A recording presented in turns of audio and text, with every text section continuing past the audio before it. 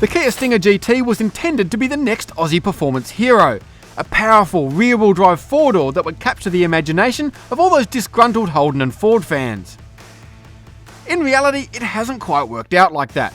Since its 2017 release, the Stinger has found around 7,000 homes.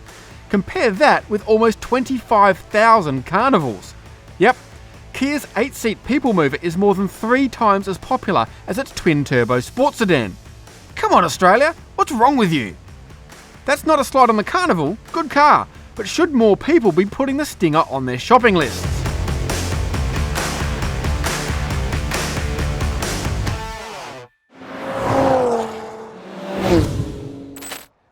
The catalyst for this review is the Stinger's recent facelift. It's a pretty subtle affair with a new wheel design and the option of this eye-popping orange paint.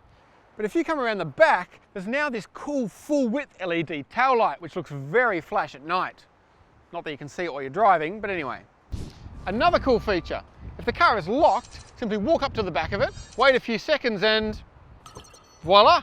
The tailgate opens of its own accord. Surprisingly handy when your arms are full, you don't have to wave your foot around like an idiot.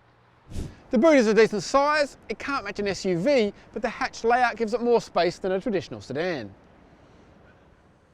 In the rear there's plenty of room, even headroom with this sloping roofline. Kia hasn't cheaped out on the materials back here either, and there's separate vents and a couple of power outlets. Up front there's plenty to like. The seats go down nice and low, and the steering wheel has lots of electric adjustment. Lots of kit as well. I've got this new 10.25-inch infotainment touchscreen with smartphone mirroring. I've got wireless phone charging, heated and ventilated seats, heated steering wheel, a 7-inch TFT instrument cluster, a head-up display, 360-degree camera, 15-speaker Harman Kardon stereo, the works. I can even choose from 64 different interior lighting colours. When the Stinger came out, it set new standards for Kia interiors in terms of design and quality, and it's still very good. But if you look at cars like the new Sorento, or in particular Kia's EV6 electric car, it's clear that the benchmark has been raised once again.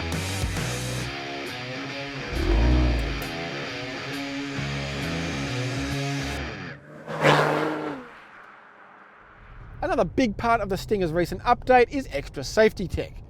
It already had all the basics, but now it's got stuff like cyclist detection and safe exit warning so you don't get run over leaving the car, and junction assist so people don't crash into you, and rear cross traffic alert. But there are 2 features in particular that are worth highlighting. The first is the blind spot monitoring, which uses cameras in the side which activate when you turn the indicators on. Now I think Honda first came up with this, but Kia's improved it by making it work on both sides, not just the passenger, and displaying the image in the instrument cluster rather than the central infotainment screen, which makes it easy to see. The second is, let me put it this way, every single person who's driven this car has said, what's the deal with the lane keep assist? Now it does what it's meant to do, it keeps you in your lane, but the calibration just isn't in tune with how people drive. If you stray slightly, it aggressively steers you back on course, or the course that it thinks you should be on. It doesn't happen all the time, but it happens often enough that the first thing I do when I get in and drive the car is turn it off, which completely defeats the purpose of having it in the first place.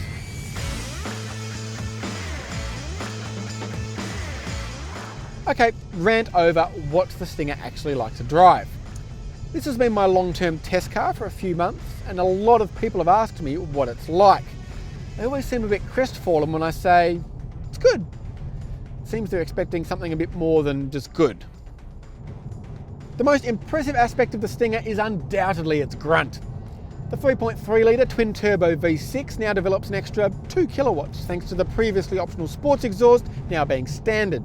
But it's not so much the 274 kilowatts of power, but the 510 newton meters of torque. That maximum is available from just 1300 RPM, and that means basically whatever gear, whatever revs, put your foot down and the Stinger is fast. It would be nice if it sounded a little more exciting, as from the inside at least, you get plenty of induction roar, but very little in the way of actual exhaust noise. But apart from that, there's not much to complain about in terms of the engine.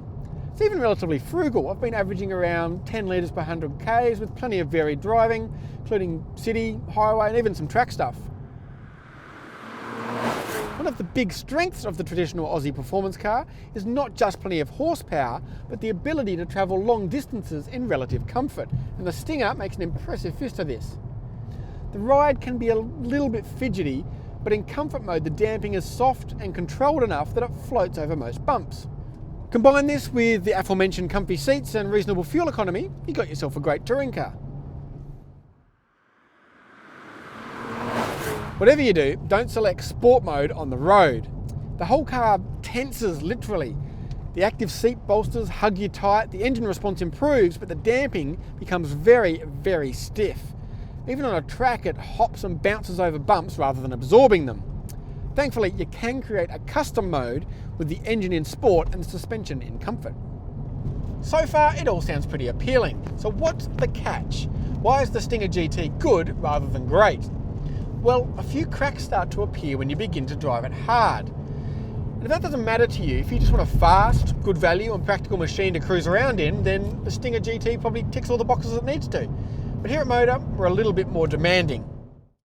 Good news first. This latest Stinger is a definite improvement over the pre-facelift model. It has more grip and it's more predictable, primarily because the tyres have been upgraded to Michelin Pilot Sport 4s. It would be nice if they were the sportier S versions, but it's a step forward. Fundamentally, the Stinger is very enjoyable, as you can see from this footage of me hooning about at Bryant Park Hill Climb. It has big Brembo brakes, quick accurate steering, a limited slip diff and an adjustable chassis. It just needs a bit more polish. In all areas really. There's plenty of power, but it could come in more progressively. There's no sports ESP setting, just traction off or ESP off, which isn't recommended on the public road because when the Stinger runs out of grip, it does so quite suddenly, especially at the rear. Again, there's plenty of talent here, but it's so close to going up another level, there's also an element of frustration.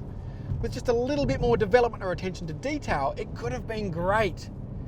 To return to our Aussie car benchmarks, the Stinger isn't as talented, dynamically at least, as the last Commodore SS Redline, whereas you'd hope it could at least match it, if not better it.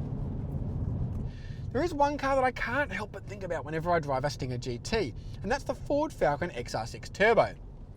To me, if Ford had developed a new generation of that model, then this is exactly what it would feel like. It's the way the engine sounds and the way it develops its power, and the fact that the chassis prioritises long-distance comfort over pin-sharp dynamics. So to answer the original question, well, if you're someone who laments the loss of the traditional rear-drive performance car, then yes, while it might not be perfect, the Kia Stinger should absolutely be on your shopping list.